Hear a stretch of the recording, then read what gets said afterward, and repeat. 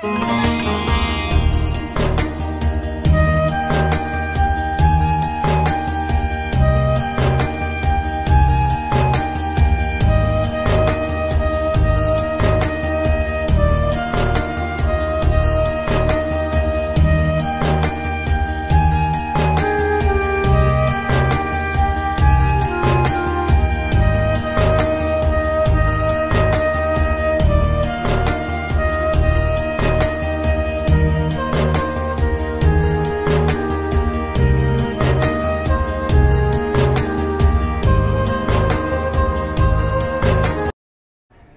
అండి, నేను మీ Bhanuprakash, net news Telugu.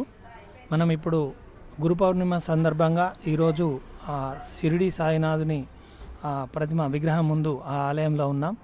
ఈ ఆలయంలో సాయిబాబానే కాకుండా విఘ్నేశ్వర స్వామి, హనుమంతుడు, అలాగే పార్వతీ పరమేశ్వర్లు, దుర్గామాత, శివలింగము, ఇలా అన్ని ఆంజనేయ స్వామి, అయ్యప్ప స్వామి అన్ని ప్రతిమలు కలిగి ఉన్నటువంటి ఈ ఆలయం, ఈ ఆలయ ప్రాంగణం యొక్క ప్రత్యేకత.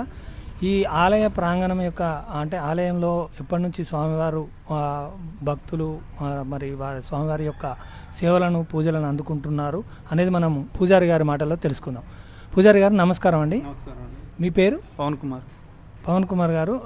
ఈ ఆలయంలో స్వామివారు దేవతామూర్తులు ఎప్పుడు కొలువై ఉన్నారు, ఇది ఎప్పుడు స్థాపించబడింది, ఎవరు స్థాపించారు, దీని వివరాలు మీరు పూర్తిగా చెప్పగలరు? లాస్ట్ ఇయర్ 2023 ఏప్రిల్కి మనకి ప్రతిష్ఠ కార్యక్రమం స్టార్ట్ అయింది. మార్చి ఎండింగ్ నుంచి ఏప్రిల్ 1-2 తారీఖుల్లో అయ్యింది ప్రతిష్ఠ కార్యక్రమం. మన ఏప్రిల్కి సంవత్సరం అయ్యింది.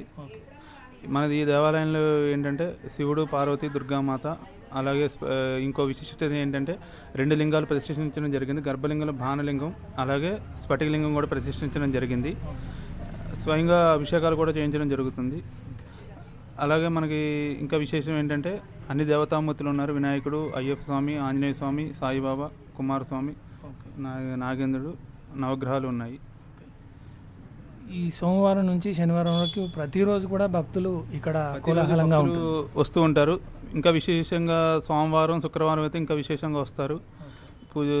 ప్రతి శుక్రవారం అమ్మవారికి అభిషేకం ఉంటుంది. సోమవారం శివుడికి అభిషేకం ప్రతిరోజు ఉంటుంది. స్వయం అభిషేకాలు కూడా ఉంటాయి.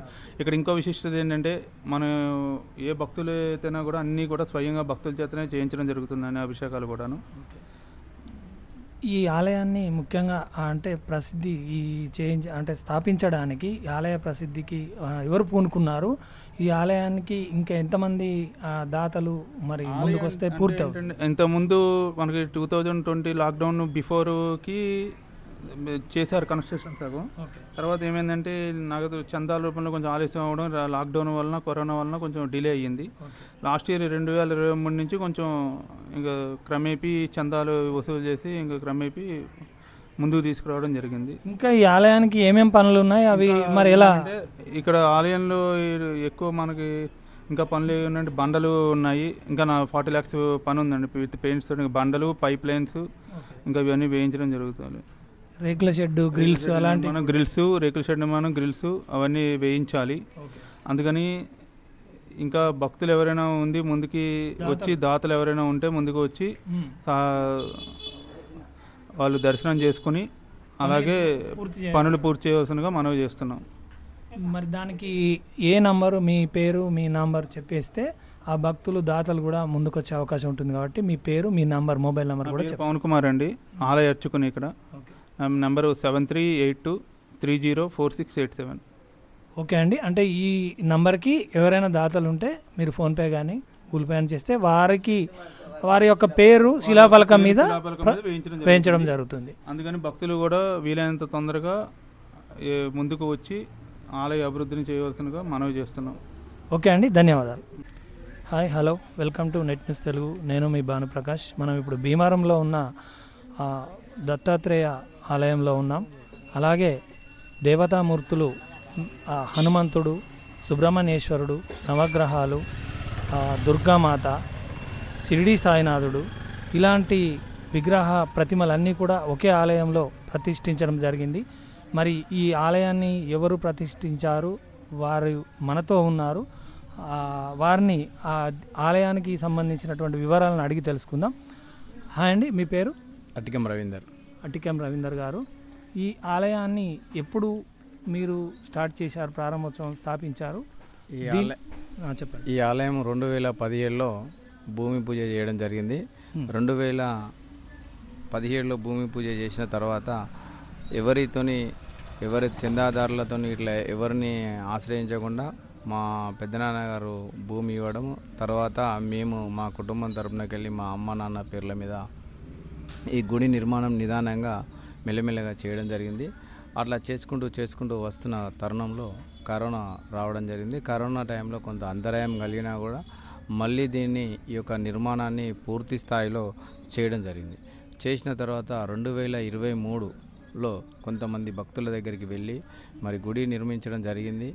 గుళ్ళో ఉన్న దేవతామూర్తులకు మీ ద్వారా మీరు కొంచెం ఆర్థిక సాయం చేయవలసి ఉంటుంది, మీరు కొంచెం సాయం చేయవలసిందిగా అని చెప్పి కొంతమంది భక్తుల దగ్గర పోయి మాట్లాడడం జరిగింది. మాట్లాడిన తరుణంలో చాలామంది భక్తులు కూడా మా ముందుకొచ్చి వారు మాకు ఏదైతే ఉందో సహాయ సహకారాలు, ఏ గుడి శివపార్వతులు, శివలింగం, స్ఫటికలింగం, దుర్గామాత అమ్మవారు, ప్లస్ మరియు హనుమంతుడు, సాయిబాబా, అయ్యప్ప స్వామి, వినాయక స్వామి, నవగ్రహాలు, ఇట్లా ఒక్కొక్కరు ఒక్కొక్క ఆలోచన ప్రకారంగా ఇవ్వడం జరుగుతున్న తరుణంలోనే ఇది చేయడం జరిగింది. పెద్ద ఎత్తున ఆలయ ప్రారంభోత్సవం చేయడం జరిగింది.